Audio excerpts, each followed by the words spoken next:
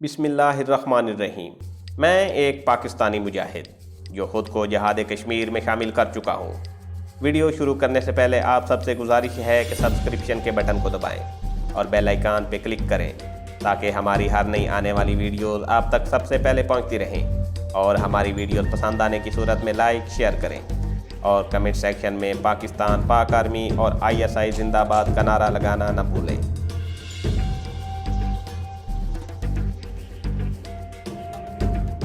Wagon में से उतरने से पहले उन्होंने हमें हथकड़ियाँ डाल दी और आगे लगाकर थाने की इमारत में दाखिल हो गए। उसी वक्त हमें हवालात में बंद कर दिया गया। हम ज़मीन पर बिछे हुए बुसीदा कंबल पर बैठ गए। ये भी गनीमत थी कि हमें अलग नहीं किया गया था।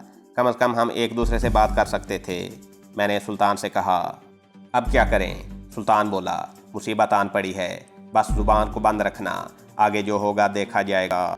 मैंने कहा, तुमने मुझे और अपने आप को हिंदू ज़ाहिर करके गलती की है। हमारा मुसलमान होना तो ये लोग हमारे कपड़े उतरवाकर 1 सेकंड में साबित कर देंगे। सुल्तान ने बड़ी निदामत के साथ कहा, बस मुझसे जल्दी में हमाकत हो गई। अब मेरी इस हमाकत का तुम्हें भी खमियाजा भुगतना पड़ेगा। मैंने कहा, हमें किसी तरीके से बब्बर सिंह को खबर कर देनी चाहिए कि पुलिस ने हमें पकड़ लिया है। ये थाना कौन सा है? सुल्तान बोला, मुझे खुद मालूम नहीं। ये तो मालूम हो जाएगा कि थाना कौन सा है, लेकिन सवाल ये है कि हम बब्बर सिंह को इतला कैसे पहुँचाएंगे? उसके लिए तो कोई ख़ास आदमी ही होगा। हमें ऐसा आदमी कहाँ मिल सकेगा? एक सिख पुलिस ऑफिसर 2 सिपाहियों के साथ हवालात की तरफ आया। एक सिपाही ने जल्दी से आगे बढ़कर दरवाज़ा खोल दिया। सिख पुलिस ऑफिसर शायद थानेदार था। उसने हवालात के अंदर आकर हमें खड़े होने का हुक्म दिया। हम उठकर खड़े हो गए। हम दोनों को हथकड़ियाँ लगी हुई थी। थानेदार ने बड़े रौब से पूछा, क्या नाम है तुम दोनों के? मैं खामोश रहा। सुल्तान नाम बताते हुए हिचकिचाया। शायद वो उसे अपना हिंदू नाम नहीं बताना चाहता था, मगर अब इसका कोई फ़ायदा नहीं था। सिख थानेदार ने कहा, मुझे मालूम हो गया है कि तुम्हारे नाम क्या हैं, मगर मैं तुम्हारे मुंह से सुनना चाहता हूँ। बोलो, क्या नाम है तुम्हारे? सुल्तान ने उज़्र गुनाह पेश करते हुए कहा, जनाब, मेरा नाम ज़िक्रिया है, ये मेरा कज़न है, इसका नाम किबरिया है। हम मुसलमान हैं, मगर पुलिस के डर से हमने अपने आप को हिंदू ज़ाहिर किया था और अपने हिंदुआना नाम बताए थे। सिख थानेदार ने आंखें सुकेड़ कर हमें तेज़ नज़रों से देखा और कहने लगा, आदमी तुम दोनों बड़े समंदर हो, तजर्बाकार और ट्रेन जासूस लगते हो। ठहर जाओ, अभी तुम्हारी खातिर तवाज़ा करते हैं। थानेदार चला गया। सिपाही ने हवालात का दरवाज़ा बंद करके ताला लगा दिया। फिर वो भी चला गया। हमारा ख्याल था कि कुछ देर बाद हमारे साथ वहशियाना सलूक शुरू हो जाएगा और हमें अज़ियतनाक तशद्दुद का निशाना बनाया जाएगा। अगरचे हमारे हौसले बुलंद थे और हमने हर किस्म की अज़ियत बर्दाश्त करने के लिए अपने आप को तैयार कर लिया था, फिर भी हमने एक दूसरे के सामने इस अज़म का अहद किया कि हम मर जाएंगे, लेकिन बब्बर सिंह खालसा और अपने दूसरे साथियों के बारे में कुछ नहीं बताएंगे। और सुल्तान कहने लगा, हमें इतनी मोहलत मिल गई है, यही बड़ी गनीमत है। ये लोग हमें छोड़ने वाले नहीं हैं और हमें इतनी जल्दी जान से भी नहीं मारेंगे। उन्हें यकीन हो गया है कि हम सिर्फ कश्मीरी मुजाहिद ही नहीं बल्कि पाकिस्तान के जासूस हैं। हमें उनके आगे एक ही मौक़िफ़ इख्तियार करना होगा। हम यही कहेंगे कि हम मुसलमान हैं और मलीर कोटला के रहने वाले पंजाबी हैं। अपने शहर से हज़रत निज़ामुद्दीन औलिया रहमतुल्लाह अलैह के मज़ार पर हाज़िरी देने आए थे कि पुलिस ने हमें जासूसी के शुबा में पकड़ लिया। हमारा पाकिस्तान या कश्मीरी मुजाहिदों से कोई ताल्लुक़ नहीं है। अगरचे ये लोग हमारे बयान पर कभी यकीन नहीं करेंगे, लेकिन हमें अपने बयान पर ही कायम रहना होगा, ख़ाँ ये लोग हमें आग में ज़िंदा डाल दें। सिकंदर अली, ये हमारी आजमाइश का वक्त है। आओ मिलकर अल्लाह से दुआ करें कि वो हमें इस्तिकामत अता फरमाए। हम दोनों ने हथकड़ियों वाले हाथ उठाकर खुदा के हुजूर दुआ मांगी। दुआ मांगने के बाद मेरे दिल को बड़ी तस्कीन मिली। ऐसे लगा जैसे मेरे अंदर हर अजियत को सह जाने की ताकत पैदा हो गई है। थाने में सिपाहियों और दूसरे लोगों का आना जाना लगा हुआ था। जब रात गहरी हो गई तो एक संतरी हमें 4 रोटियां और दाल का डोंगा देकर चला गया। जी तो नहीं करता था, मगर जिस्मो जान का रूह का सिलसिला कायम रखने की खातिर हमने दाल रोटी खाकर खुदा का शुक्र अदा किया। संतरी खाली डोंगा लेने आया तो वो गुसीदा बदबूदार कंबल भी फेंक गया। हवालात में सर्दी महसूस होने लगी थी। हमने पहले तो कंबलों की तरफ आंख उठाकर भी ना देखा, मगर जब ज़्यादा ठंड लगी तो मजबूरन कंबल जिस्म के गिर्द लपेट लिए। हथकड़ी हमें बहुत परेशान कर रही थी। काफ़ी देर बाद वही संतरी हवालात में आया और हमारी हथकड़ियाँ उसने खोल दी और कहने लगा, जितना आराम करना है कर लो। ये कहकर हवालात के दरवाजे पर ताला डालकर चला गया। हम एक दूसरे के साथ लगकर वहीं लेट गए। नींद कोसों दूर थी। हम देर तक एक दूसरे से बातें करते रहे और फ़रार होने की तरकीबें सोचते रहे, अगरचे वहाँ फ़रार की कोई तरकीब कारगर नज़र नहीं आ रही थी। फिर हमें नींद आ गई। हम घंटा 1.5 घंटा ही सोए होंगे कि संतरी ने अंदर आकर हमें पाँव की ठोकर से जगा दिया।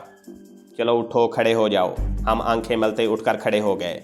संतरी के हाथों में हथकड़ियाँ थीं। उसने हमें हथकड़ियाँ पहना दीं और साथ लगाकर हवालात से बाहर ले आया। थाने के अहाते में वही पुलिस वैगन खड़ी थी जो हमें दरगाह शरीफ से यहाँ लाई थी। वैगन के पास 4 मुसल्लह सिपाही मौजूद थे। हमें वैगन में धकेल दिया गया। साथ चारों संतरी बैठ गए। एक सिपाही ड्राइवर की साथ वाली सीट पर बैठ गया। इसके साथ ही वैगन का इंजन स्टार्ट हुआ और वो थाने से बाहर निकलकर किसी नामालूम मंजिल की तरफ रवाना हो गई। कुछ मालूम नहीं था कि कितनी रात गुजर चुकी है। वैगन शहर से निकलकर खुले मैदान में आ गई। वैगन की खिड़की में से शहर की इमारतों की एक भी रोशनी नजर नहीं आती थी। हर तरफ गुप्त अंधेरा था। खुदा जाने ये लोग हमें कहाँ लिए जा रहे थे। हमने अपने आप को मुकद्दर के हवाले कर दिया था, लेकिन हम दोनों ने दिल में ये अहद भी कर रखा था कि फरार का कोई मौका हाथ से नहीं जाने देंगे। हमारा ख्याल था कि हमें करीब ही किसी टॉर्चर सेंटर में ले जाया जाएगा, लेकिन वैगन खड़ी होने का नाम नहीं ले रही थी। कोई 2-2.5 घंटे के बाद एक जगह पर रुकी। यहाँ सड़क के किनारे कुछ खोखे बने हुए थे, जिनमें से एक खोखे में रोशनी हो रही थी। मालूम हुआ कि ये चाय का खोखा है। यहाँ संतरियों ने चाय वगैरह पी। मट्टी के आबखोरों में हमें भी चाय पिलाई गई। मैंने धीमी आवाज़ में पंजाबी में सुल्तान से कहा, ये लोग हमारी बड़ी खातिर तवाज़ो कर रहे हैं। सुल्तान ने पंजाबी में ही जवाब दिया, ये जो कुछ खिला पिला रहे हैं आगे चलकर सारा कुछ निकाल लेंगे। संतरी ने हमें उसीली आवाज़ में कहा, बक बक मत करो, चुप होकर बैठे रहो। ये संतरी ठीक ठाक उर्दू बोलते थे, पुलिस के सिपाही नहीं लगते थे। थोड़ी देर रुकने के बाद वैगन फिर चल पड़ी। हम पहले ऊँघते रहे, फिर नींद ने हमें अपनी आगोश में ले लिया। हमारी आंख उस वक्त खुली जब बाहर दिन का उजाला फैल चुका था। शहर की आबादी का कहीं नामो निशान नहीं था। वैगन एक वीरान जगह पर खड़ी हो गई और हमें नीचे उतार लिया गया। सड़क छोटी हो गई थी, हर तरफ झाड़ियाँ और दरख्त थे। यहाँ 3 मुसल्लह संतरी हमें एक नदी पर ले गए। हमने यहाँ मुँह हाथ धोया। उस वक्त थोड़ी देर के लिए हमारी हथकड़ी खोल दी गई थी। नदी का पानी ठंडा था। ज़रूरियात से फारिग होने के बाद हमें दोबारा हथकड़ियाँ डाल दी गईं और वैगन में लाकर बिठा दिया गया। हमारे बैठते ही वैगन दोबारा चल पड़ी। कोई 1 घंटे बाद वैगन एक जगह फिर रुकी। सड़क किनारे आबाद छोटा सा गांव था। यहाँ सिपाहियों ने नाश्ता वगैरह किया। 2-2 पूड़ियाँ और चाय के आबखोरे हमें भी दिए गए। नाश्ते के बाद वैगन ने फिर अपना सफ़र शुरू कर दिया। हमें महसूस हो रहा था कि हम दिल्ली से बहुत दूर निकल आए हैं और शुमाल मशरक़ की तरफ सफ़र कर रहे हैं। ना हम मेरठ की तरफ जा रहे थे और ना मुरादाबाद की तरफ जा रहे थे। शुमाल मगरिब और शुमाल मशरक़ की जानिब यही दोनों बड़े शहर दिल्ली के बाद आते हैं, और दिल्ली से इन शहरों का फासला इतना ज़्यादा नहीं था जिस कदर हम फासला तय कर चुके थे। दोपहर के वक्त जंगलाती इलाका शुरू हो गया। हम किसी जंगल में दाखिल हो चुके थे, लेकिन जंगल इतना ज़्यादा घना नहीं था। कहीं खुला मैदान आ जाता और कहीं दरख्त करीब आ जाते थे। यहाँ सड़क कच्ची थी और सड़क पर गड्ढे भी पड़े हुए थे। वैगन उछल उछल कर चल रही थी। खुदा खुदा करके ये तकलीफ दे सड़क ख़त्म हुई और वैगन सड़क का मोड़ घूम कर एक घने जंगल में दाखिल हो गई। वैगन बड़ी धीमी रफ्तार से झाड़ियों और दरख्तों के दरमियान दाएँ बाएँ हचकोले खाती गुजर रही थी, लेकिन उस तरह नहीं उछल रही थी जिस तरह कच्ची सड़क पर उछलती थी। जंगल के वस्त में एक जगह पर आकर वैगन रुक गई। रुकने से पहले ड्राइवर ने 3-4 बार हॉर्न दिया। दरख्तों के पीछे से कुछ और संतरी दौड़ते हुए वैगन की तरफ बढ़े। हमें नीचे उतारा गया और पैदल लेकर दरख्तों में चलने लगे। जो सिपाही हमें लेने आए थे उनकी वर्दियाँ नीली थीं और उनके हाथों में स्टेन गन्ने भी थीं। मैं समझ गया कि हम अपने मकतल में आ गए हैं। दरख्तों के घने झुंड ख़त्म हुए तो एक खुली जगह आ गई। यहाँ एक तरफ 3-4 चौंपड़ा नुमा फौजी बारकें नजर आईं।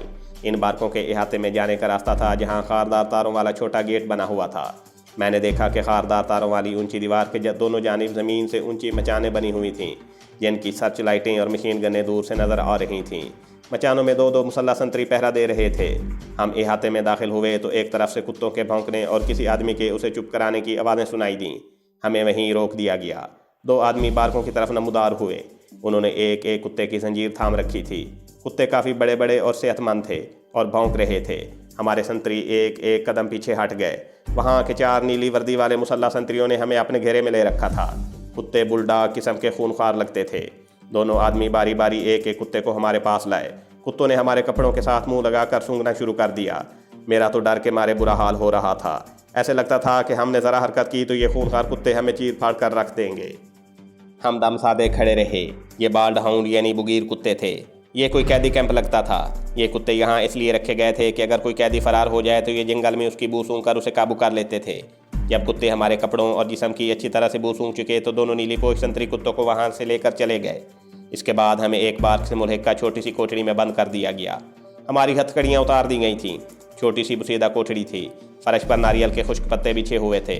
कोने में 3-4 कंबल पड़े थे।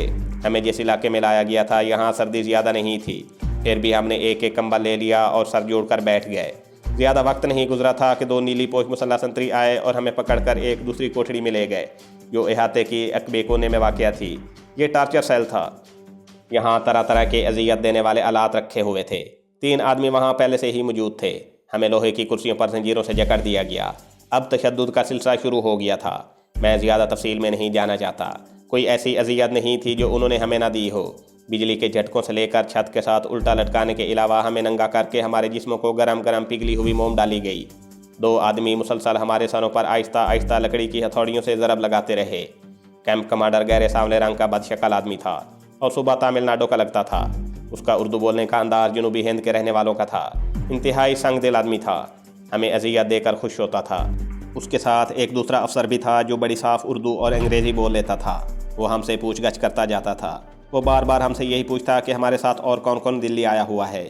انہیں یقین ہو چکا تھا کہ ہم دونوں پاکستانی جاسوس یا دہشت گرد ہی ہیں اور دلی میں دہشت گردی کی نیت سے داخل ہوئے ہیں۔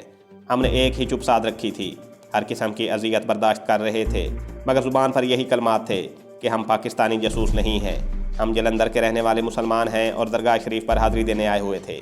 پورا 1 مہینہ وقفے سے ہم پر اذیت ناک تشدد ہوتا رہا۔ اس کے بعد جب ہمیں واپس پہلے والی کوٹری میں لا کر ڈال دیا گیا تو ہم میں اتنی سخت بھی نہیں تھی کہ سر اٹھا کر ایک دوسرے کو دیکھ بھی سکتے۔ 2-3 دن تک ہم اسی نیم مردہ حالت میں ہی پڑے رہے۔ اس کے بعد ہمیں کچھ ہوش آیا تو سلطان نے مجھ سے کہا، یہ لوگ ہمیں چھوڑیں گے نہیں، بہت جلد تشدد کا دوسرا راؤنڈ شروع ہوگا۔ یہ اس انتظار میں ہے کہ ہماری کھوئی ہوئی توانائی تھوڑی بحال ہو جائے۔ میں نے کہا، سلطان بھائی، جیسے بھی ہو ہمیں یہاں سے فرار ہونے کی کوئی تدبیر سوچنی چاہیے۔ سلطان کا چہرہ ایک طرف سے سوجا ہوا تھا اور وہ کہنے لگا، یہ کوئی قیدی کیمپ لگتا ہے، اگرچہ ابھی تک ہماری سوا دوسرا کوئی قیدی نظر نہیں آیا، لیکن یہاں سیکیورٹی کے تمام انتظامات قیدی کیمپ والے ہی ہیں۔ چاروں طرف خاردار تار لگے ہیں، مچان پر سرچ لائٹیں نصب ہیں اور مشین گنوں کے مورچے بھی بنے ہوئے ہیں۔ مفرور قیدیوں کے پیچھے دوڑانے والے خونخوار کتے بھی ہیں۔ یہاں سے فرار بظاہر ناممکن لگتا ہے۔ اتنی باتیں کرنے سے ہی ہم پر نقاہت طاری ہو گئی۔ ہم خاموش ہو گئے اور آنکھیں بند کر کے فرش پر ہی پڑے رہے۔ دوپہر کو ہمیں کھانے کو ابلے ہوئے چاول اور ذرا صاف سبزیوں کا سوپ دیا گیا۔ بعد میں کھانے کو گولیاں بھی دی گئیں۔ سلطان نے کہا، یہ لوگ ہمیں پھر سے ٹارچر کرنے کے لیے تیار کر رہے ہیں۔ مزید 3 دن اسی حالت میں ہی گزر گئے۔ تھوڑا اچھا کھانا کھانے سے ہماری توانائی کسی حد تک بحال ہو گئی تھی۔ چوتھے روز ہمیں اس ٹارچر سیل میں دوبارہ لے جایا گیا۔ یہاں ایک اور نیلی وردی والا افسر بیٹھا ہوا تھا۔ 2 مسلح سنتری ایک طرف کھڑے تھے۔ ہمیں اس کے سامنے لا کر زمین پر بٹھا دیا گیا۔ اس افسر نے خلاف توقع بڑی خوش اخلاقی سے ہمارا حال چال پوچھا اور کہنے لگا، دیکھو بھائی، ہمیں تم سے کوئی دشمنی نہیں ہے۔ ہمیں معلوم ہے کہ تم نے کوئی دہشت گردی نہیں کی۔ تم اپنے مالی حالات سے مجبور ہو کر یہ کام کرنے والے تھے۔ اصل مجرم تم نہیں ہو۔ اصل مجرم تو وہ لوگ ہیں جنہوں نے تمہارے خراب مالی حالات کا فائدہ اٹھاتے ہوئے تمہیں اپنے جال میں پھنسایا ہے۔ ہمیں تم سے پوری ہمدردی ہے۔ ہم ان اصل مجرموں کو پکڑ کر سزا دینا چاہتے ہیں تاکہ آئندہ سے کسی دہشت گرد کو جرأت نہ ہو کہ وہ کسی غریب اور مالی مشکلات میں مبتلا پاکستانی کو بلیک میل کر سکے۔ تم میری بات سمجھ رہے ہو نا؟ ہم فرش پر اس کے سامنے خاموش بیٹھے ہوئے تھے۔ ہم نے اس کے سوال کا کوئی جواب نہ دیا۔ ہم سمجھ گئے تھے کہ بھیڑیا بھیڑ کی کھال پہن کر سامنے آیا ہے۔ وہ کوئی بڑا تجربے کار اور عیار قسم کا ڈپلومیٹ لگتا تھا اور کسی دوسرے زاویے سے ہم پر حملہ ور ہو رہا تھا۔ اور وہ بولا، ہمیں تم سے پوری ہمدردی ہے۔ یہاں آ کر جب مجھے پتہ چلا کہ تم پر تشدد کیا گیا ہے تو میں نے یہاں کے تمام افسروں کو سخت ڈانٹ پلائی اور ان میں سے 2 افسروں کو لائن حاضر ہونے کا بھی حکم دے دیا ہے۔ میں جسمانی تشدد کا بالکل بھی قائل نہیں ہوں۔ انسان پر انسان کا ظلم مجھ سے کبھی بھی برداشت نہیں ہوتا۔ تم دونوں کو میرے اہلکاروں کے ہاتھوں جو تکلیف پہنچی ہے اس کے لیے میں معذرت پیش کرتا ہوں۔ ہم پھر بھی سر جھکائے خاموش بیٹھے رہے۔ میٹھے بولوں میں واقعی بڑا جادو ہوتا ہے۔ میٹھے بول خواہ جھوٹے ہی کیوں نہ ہوں، ایک بار وہ دل پر ضرور اثر کرتے ہیں۔ میرے بھی دل میں اس آدمی کی باتیں سن کر خیال آیا کہ ہو سکتا ہے یہ شخص واقعی انسان دوست ہو، لیکن یہ خیال فوراً ہی میں نے اپنے ذہن سے نکال دیا۔ مجھے یاد آ گیا کہ میں دشمن ملک میں ہوں اور دشمنوں کی قید میں ہوں، اور دشمن میٹھے بول بول کر مجھ سے ان لوگوں کے بارے میں معلومات اگلوانا چاہتا ہے جو کشمیری حریت پسند اور مجاہد ہیں اور آزادی کے محاذ پر زندگی اور موت کی جنگ لڑ رہے ہیں۔ اس نئے افسر نے اپنی خاص حکمت عملی پر چلتے ہوئے 4 روز برابر ہمیں لیکچر دیے اور 5ویں روز کہنے لگا، ہیلو مائی فرینڈز، کیمپ کے بڑے افسروں نے تم دونوں کو پھانسی پر لٹکانے کا فیصلہ کر لیا ہے۔ میں اس فیصلے کے سخت خلاف ہوں، لیکن یہ لوگ اوپر ہیڈ کوارٹر کے حکم کے مطابق ہی چلتے ہیں۔ یہاں میری کوئی بات نہیں مانے گا، اس لیے میں تمہیں بڑے بھائیوں کی طرح یہی مشورہ دوں گا کہ تم ان لوگوں کو ان بدماشوں کے نام پتہ بتا دو جو تمہیں اس مصیبت میں پھنسا کر خود الگ ہو گئے ہیں، اور ان میں سے کسی نے تمہاری خبر تک نہیں لی کہ تم زندہ ہو یا مر گئے ہو۔ ایک بات کا میں تم سے وعدہ کرتا ہوں، اور مردوں والا وعدہ کرتا ہوں، کہ میں تمہیں ان لوگوں سے چھڑا لوں گا اور اس ٹارچر سیل سے بھی نکال کر اپنے ساتھ مدراس لے جاؤں گا۔ وہاں میرا گھر ہے، وہاں سے میں تمہیں سری لنکا بھجوا دوں گا۔ سری لنکا کے پاکستان سے بڑے اچھے تعلقات ہیں، وہاں سے تم بڑی آسانی کے ساتھ پاکستان اپنے وطن جا سکو گے۔ کیا خیال ہے؟ میں نے کہا، آپ کی بڑی مہربانی ہے کہ آپ ہمارے لیے اپنے دل میں محبت بھرے جذبات رکھتے ہیں، لیکن جیسا آپ سمجھ رہے ہیں ویسی کوئی بات نہیں ہے۔ ہم واقعی بے گناہ ہیں اور پاکستانی جاسوس ہرگز نہیں ہیں۔ سلطان نے کہا، ہمارا کشمیری مجاہدوں سے بھی کوئی تعلق واسطہ نہیں رہا۔ اس افسر نے بڑے افسوسناک انداز میں سر ہلاتے ہوئے کہا، مجھے بہت افسوس ہے کہ تمہارے جیسے معصوم آدمیوں کے ساتھ تمہارے دشمنوں نے ایسا بھیانک سلوک کیا ہے۔ انہوں نے تمہارے ذہن ہی بدل دیے ہیں۔ خیر کوئی بات نہیں، میں چاہتا ہوں کہ تم لوگ یہاں کچھ دن اور آرام کرو تاکہ تمہارا ذہن پہلے والی صحت مند حالت میں واپس آ جائے۔ مجھے یقین ہے کہ پھر تمہیں خود ہی اس کا احساس ہو جائے گا کہ وہ لوگ تمہارے دشمن تھے جنہوں نے تمہیں مجرم بنا کر یہاں بھیج دیا۔ یہ چلاک اور عیار ترین افسر اٹھ کر کھڑا ہوا۔ اس نے جاتے ہوئے ہم سے باقاعدہ ہاتھ ملائے اور سنتریوں کو کچھ اشارہ کر کے چلا گیا۔ اس کے جانے کے بعد سنتریوں کا رویہ بھی ایک دم سے بدل گیا۔ ایک سنتری نے ہم سے مخاطب ہو کر کہا، فکر نہ کرو، خان صاحب نے تمہاری معافی کا حکم دے دیا ہے، اب تم آزاد ہو، لیکن جب تک تم پوری طرح سے تندرست نہیں ہو جاتے تمہیں ہم اپنے پاس ہی رکھیں گے۔ میں نے سلطان کی طرف اور سلطان نے میری طرف دیکھا۔ اس ٹارچر سیل سے نکال کر ہمیں فوجی ٹائپ کی بارکوں کے پیچھے ایک ذرا کھلی نما کوٹھڑی میں لایا گیا، جہاں 2 پلنگ بچھے ہوئے تھے، ان پر بستر بھی لگے تھے اور ہسپتالوں والے سرخ کمبل بھی پڑے تھے۔ نیلی پوش سنتری نے کہا، یہاں تمہیں کسی قسم کی بھی کوئی تکلیف نہیں ہوگی، بس اس جگہ سے آگے جہاں کانٹے دار تار لگے ہیں وہاں تک جانے کی اجازت نہیں ہوگی۔ یہ پابندی ہم تم پر اس لیے لگا رہے ہیں کہ یہاں جو دوسرے اخلاقی قیدی بند ہیں وہ یہ نہ کہیں کہ تمہارے ساتھ اتنا اچھا سلوک کیوں کیا جا رہا ہے، یہ ہماری مجبوری ہے۔ سنتری ہمیں چھوڑ کر چلا گیا۔ ہم اپنے اپنے پلنگ پر بیٹھ گئے اور سلطان کہنے لگا، یہ افسر جس کو سنتری نے خان صاحب کے نام سے یاد کیا تھا را کا کوئی بڑا مکار اور تجربے کار ایجنٹ ہے۔ اس کا انداز سب سے جدا گانا ہے، لیکن ہم ان لوگوں کی باتوں میں آنے والے نہیں ہیں۔ میں نے کہا، اس خان صاحب کی وجہ سے ہمیں کم از کم اتنا فائدہ ضرور ہوا ہے کہ ہم آرام سے بیٹھ کر فرار کی تدبیر سوچ سکتے ہیں۔ یہاں ہم سے بڑا اچھا سلوک کیا جانے لگا۔ صبح کو باقاعدہ ناشتہ ملتا جس میں ایک ابلا ہوا انڈا بھی ہوتا، دوپہر کو چاول اور سوپ دیا جاتا، رات کو بھی ملازم کھانا لے کر آ جاتا۔ ہمیں پہننے کو دوسرے کپڑے دیے گئے، ہماری جیکٹیں اور پتلونیں بھی دھلوا کر ہمیں دے دی گئیں۔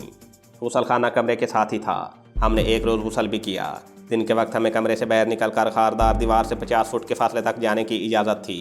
یہ کھلا احاطہ تھا، زمین پر چھوٹی چھوٹی گھاس اگی ہوئی تھی۔ بگیر کتے کبھی اکیلے اور کبھی سنتریوں کے ساتھ خاردار باڑ کے ساتھ چکر لگاتے رہتے تھے۔ کچھ فاصلے پر ایک اور بارک تھی، یہاں کبھی کبھی کچھ قیدی کام کرتے نظر آ جاتے تھے۔ ان قیدیوں کو ہماری طرف آنے کی اور ہمیں ان کی طرف جانے کی اجازت بالکل نہیں تھی۔ یہاں بھی بیچ میں کانٹے دار تار والی دیوار تھی۔ اب ہم اس قابل ہو گئے تھے کہ ٹھنڈے دل و دماغ سے فرار کی کوئی ترکیب سوچ سکتے تھے۔ یہ خاردار دیوار ہمارے فرار کی راہ میں کوئی رکاوٹ نہیں تھی۔ یہ ہم نے معلوم کر لیا تھا کہ ان تاروں میں رات کے وقت بھی کرنٹ نہیں چھوڑا جاتا تھا۔ ہم کسی نہ کسی طریقے سے تار کاٹنے والا پلاس یا کوئی دوسرا اوزار حاصل کر سکتے تھے۔ ہمیں اب کافی آزادی مل گئی تھی، صرف تاروں کے پاس جانے کی اجازت نہیں تھی، جہاں سارا دن اور ساری رات وقفے وقفے سے خونخوار بگیر کتے گشت لگاتے رہتے تھے۔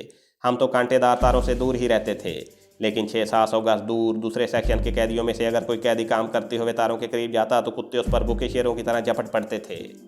ایک بار تو ہمارے سامنے ایک قیدی تاروں کے پاس گیا تو خونخوار کتے اس پر جھپٹے اور اگر سنتری انہیں نہ پکڑتے تو وہ اس قیدی کو چیر پھاڑ کر رکھ دیتے۔ ہمارے فرار کی راہ میں بھی یہی بگیر کتے سب سے بڑی رکاوٹ تھے۔ ان کی موجودگی میں وہاں سے ہمارا فرار ہونا ممکن نظر نہیں آتا تھا۔ رات کو چاروں مچانوں کی سرچ لائٹس کانٹے دار تاروں والی دیوار پر گھومتی رہتی تھیں۔ ان کی روشنی اتنی تیز ہوتی تھی کہ گھاس کا تنکا بھی نظر آ جاتا تھا۔ ہمارے پاس وقت بھی زیادہ نہیں تھا۔ ہمیں آرام کرنے کی جو مہلت دی گئی تھی وہ کسی بھی وقت ختم ہو سکتی تھی کہ ہم پر اذیت اور وحشیانہ تشدد کا سلسلہ دوبارہ شروع ہو سکتا تھا۔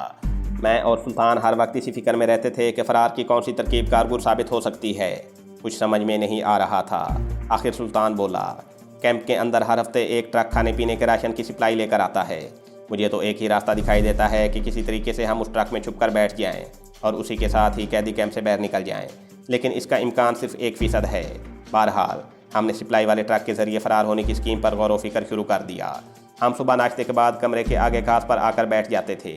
ایک دن ہم دونوں بیٹھے تھے کہ ایک چھوٹے ریچھ جتنا خونخوار بادامی رنگ کا کتا ادھر ادھر سے بو سونگتا ہمارے پاس آ گیا اور ہمارے ارد گرد چکر لگانے کے بعد منہ ہمارے کپڑوں کے ساتھ لگا کر ہماری بو سونگنے لگا۔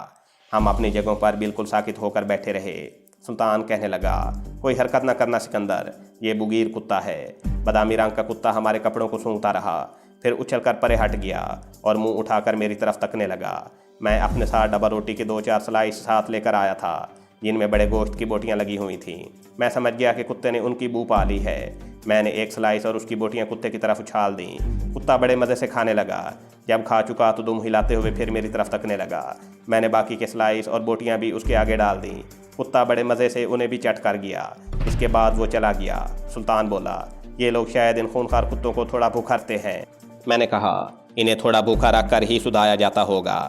دوسرے دن ہم اسی جگہ بیٹھے تھے کہ وہی بادامی رنگ کا بگیر کتا پھر وہاں آ گیا اور میرے سامنے چند قدم دور کھڑا ہو کر دم ہلاتے اور منہ سے ہلکی ہلکی گھراہٹ کی آواز نکالتے ہوئے دیکھنے لگا۔ سلطان بولا، لو بھائی سکندر، تمہارا دوست آ گیا ہے، اب اسے کچھ کھانے کو دو۔ میں جلدی سے کمرے میں گیا اور رات کی بچی ہوئی ڈبل روٹی رات کے باسی سوپ میں بھگو کر لے آیا اور کتے کے آگے پلیٹ میں رکھ دی۔ کتا بڑے آرام سے ساری روٹی کھا گیا۔ میں نے اس کا یوں ہی موتی نام رکھ دیا تھا۔ میں نے کہا، موتی اور کھاؤ گے؟ موتی دم ہلا ہلا کر میری طرف دیکھ رہا تھا۔ میں اندر گیا اور ناشتے پر جو ڈبل روٹی بچی تھی وہ بھی لا کر اس کو ڈال دی۔ کتا وہ بھی کھا گیا۔ میں نے پیار سے بچکار کر کہا، موتی یار، اب چلتے پھرتے نظر آؤ، میرے پاس تمہارے کھانے کے لیے اور کچھ نہیں ہے۔ خونخوار کتے نے ہمارے گرد ایک دو چکر لگائے، میرے پاس آ کر میرے جسم کے ساتھ اپنی تھوتنی رگڑی اور وہاں سے چلا گیا۔ اب اس خونخوار بگیر کتے نے اپنا معمول بنا لیا۔ وہ ٹھیک ناشتے کے وقت خاردار دیوار کے چکر لگانے کے بعد ہمارے پاس آ جاتا۔ ہم باہر نہ بیٹھے ہوتے تو کمرے کے سامنے آ کر کھڑا ہو جاتا اور آہستہ آہستہ غرانے لگتا۔ سلطان کہتا، لو بھائی، تمہارا دوست موتی آ گیا ہے۔ میں بھی اس کے لیے کچھ نہ کچھ بچا کر رکھ لیتا تھا۔ ہمیں کھانے پینے کو اب نارمل غذا ملنے لگی تھی۔ یہ سلوک ہمارے ساتھ اس اچھے اردو بولنے والے خان صاحب کی حکمت عملی کے تحت کیا جا رہا تھا۔ ہمیں ایک وقت میں بڑا گوشت والا سالن بھی ملتا تھا۔ میں 2-4 بوٹیاں خونخوار کتے موتی کے لیے بچا کر رکھ لیتا تھا۔ ڈبل روٹی اور تھوڑا سا دودھ بھی بچا لیتا تھا۔ جب خونخوار کتا موتی صبح کو آتا تو میں تھالی میں ڈال کر اس کے آگے رکھ دیتا۔ اب میں بھی کتے سے بے تکلف ہو گیا تھا۔ میرا ڈر خوف بھی دور ہو گیا تھا۔ میں اس کی گردن پر ہاتھ پھیرتا تو کتا اپنی جسم میری ٹانگوں کے ساتھ رگڑنے لگتا۔ اس دوران ہم نے سپلائی لانے والے ٹرک کے بارے میں بعض ضروری معلومات نوٹ کر لی تھیں۔ ٹرک ہر منگل کی شام کو آتا تھا۔ راشن وغیرہ کی سپلائی اتارنے کے بعد ساری رات احاطے میں ایک جانب کھڑا رہتا تھا۔ پھر دوسرے دن ڈرائیور وہیں سے اسے لے کر واپس چلا جاتا تھا۔ ہمت شکن بات یہ تھی کہ یہ ٹرک ممنوعہ خاردار تاروں والی دیوار کے بالکل قریب کھڑا ہوتا تھا، جہاں جانے کی ہمیں اور کسی قیدی کو اجازت نہیں تھی۔ اس کے علاوہ وہاں رات کے وقت بھی تھوڑے تھوڑے وقفے کے ساتھ خونخوار کتے گشت لگاتے رہتے تھے اور سرچ لائٹ کی روشنی کا گولا بھی چکر لگاتا رہتا تھا۔ یہ خیال بھی ہمیں مسلسل پریشان کیے ہوئے تھا کہ فرق البالی کی یہ مہلت جو اردو بولنے والے افسر نے نفسیاتی طور پر ہم پر قابو پانے کے لیے ہمیں دی ہے کسی بھی وقت ختم ہو سکتی ہے اور ہمیں پھر اسی ٹارچر سیل میں بند کر دیا جائے گا جہاں سے ہمیں سورج کی کرن بھی نظر نہ آ سکے گی۔ ہم نے اس انداز سے سوچنا شروع کر دیا کہ منگل کی شام کو جب ٹرک باہر سے راشن لے کر آئے اور کانٹے دار تاروں کے پاس کھڑا ہو جائے تو ہم کسی طرح رات کی تاریکی میں رینگتے اور خونخوار کتوں اور سرچ لائٹ کی روشنی میں اپنے آپ کو بچاتے ہوئے ٹرک میں جا کر چھپ جائیں گے۔ لیکن اس طرح قیدی کیمپ کے گیٹ سے ٹرک گزرے گا تو وہاں روشنی میں ہمیں دیکھا جا سکے گا کیونکہ ٹرک بالکل خالی ہوگا۔ اور سلطان نے کہا، ہم ٹرک کے نیچے چھپ جائیں گے۔ پھر خیال آیا کہ ٹرک کے نیچے چھپنے کی کوئی جگہ نہیں ہوتی، وہاں ٹرک کا ٹائی راڈ گھوم رہا ہوتا ہے۔ چرس کو تو خفیہ خانوں میں نیچے چھپایا جا سکتا ہے، لیکن 2 زندہ اور جوان آدمی ٹرک کے نیچے نہیں چھپ سکتے تھے۔ آخر جب کوئی ترکیب سمجھ میں نہ آئی تو سلطان کہنے لگا، یہ لوگ ہمیں زندہ کبھی یہاں سے نکلنے نہیں دیں گے، مرنا تو ہے ہی، تو پھر کیوں نہ سیدھے طریقے سے کانٹے دار تاروں کو رات کے اندھیرے میں کاٹ کر فرار ہونے کی کوشش کی جائے۔ تار ہم وہاں سے کاٹیں گے جہاں ٹرک کھڑا ہوتا ہے، اس طرح ہمیں ٹرک کی آڑ مل جائے گی۔ سلطان کی تجویز قابل عمل ضرور تھی، مگر سب سے زیادہ خطرہ خونخوار کتوں کا تھا۔ سرچ لائٹ کی روشنی سے بھی بچا جا سکتا تھا، مگر خونخوار بگیر کتوں سے بچنا مشکل تھا۔ وہ تو ہماری بو سونگھ کر ہمیں ٹرک کے نیچے سے ڈھونڈ نکالیں گے۔ جہاں ہم چھپے ہوئے ہوں گے وہاں آ کر وہ اور زور زور سے بھونکتے ہوئے ٹرک کے نیچے گھس آئیں گے اور ممکن ہے کہ ہمیں چیر پھاڑ کر رکھ دیں۔ ایک رات جا کر ہم نے یہ مشاہدہ کیا کہ خونخوار کتے کتنے وقفے کے بعد خاردار تاروں والی دیوار کے قریب سے گزرتے ہیں اور سرچ لائٹ کی روشنی کا گولا کتنا وقفہ ڈال کر تاروں پر گردش کرتا ہوا گزرتا ہے۔ ہم نے کمرے کی بتی بجھا دی تھی اور کھڑکی کا پٹ کھول کر اس کے ساتھ لا کر بیٹھ گئے تھے اور بڑے غور سے 200-250 فٹ دور قیدی کیمپ کے کانٹے دار تار کی دیوار کو دیکھ رہے تھے۔ ہم نے مشاہدہ کیا کہ سرچ لائٹ کی روشنی کا گولا ہر 2 منٹ کے بعد دیوار کا چکر لگاتا ہوا گزر جاتا تھا۔ اس کی رفتار بڑی مدھم تھی اور وہ خاردار تاروں پر کسی جگہ پر آ کر رک بھی جاتا تھا اور 1 منٹ تک رکا رہتا تھا۔ خونخوار کتے لے کر گارڈ کے سنتری البتہ ہر 3-4 منٹ کے بعد وہاں سے گزرتے تھے۔ دراز قد صحت مند کتے اچھلتے کودتے ہوئے ان کے ساتھ جا رہے ہوتے تھے اور اگر کہیں کوئی بلی بھی تاروں میں سے گزرتی تو وہ کھڑے ہو کر زور زور سے بھونکنا شروع کر دیتے تھے۔ ہم رات کے 2 بجے تک یہ مشاہدہ کرتے رہے تو سلطان کہنے لگا، اب سو جاتے ہیں، صبح فیصلہ کریں گے کہ ہمیں کیا کرنا چاہیے۔ صبح ناشتے کے بعد ہم نے اپنی رائے کا اظہار کیا اور آخر یہی فیصلہ ہوا کہ تار کاٹ کر فرار ہونے کے سوا اور کوئی دوسرا راستہ نہیں ہے۔ سلطان کہنے لگا، سکندر علی، موت دونوں طرف بیٹھی ہے، فرار ہونے میں بچ جانے کا امکان بھی موجود ہے، لیکن یہاں رہے تو بچنے کا کوئی امکان نہیں ہے۔ میں نے کہا، تو پھر اللہ کا نام لے کر آج رات نکل پڑتے ہیں، جو ہوگا دیکھا جائے گا۔